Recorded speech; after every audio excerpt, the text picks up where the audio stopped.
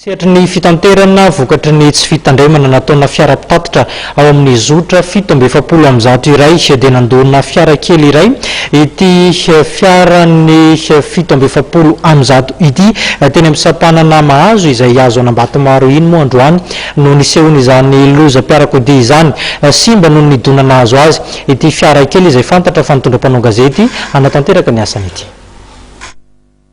Fiara mpitatitra amin'ny zotra 720 iray avy amin'ny kooperativa tselatra mampitondra ny vohitra amin'ny Ambatomaro no nandona fiara dayao izay nitondra mpanao gazety hamonjy ny asany androany teny amin'ny sampanan'i Mahazo hihazo an'Ambatomaro iny.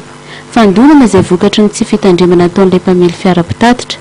Teo amin'ny fivoliana no nasain'ny mpitandro filaminana izay nisahana ny fandrindrana ny fifamoivoizana teny an-toerana hihemotra ity fiara mpitatitra mampitoy an'Ambatomaro sy ny renivohitra ity no avy hatrany ny roso ka dia nanitsy avy hatrany ny fiara teo anoloany.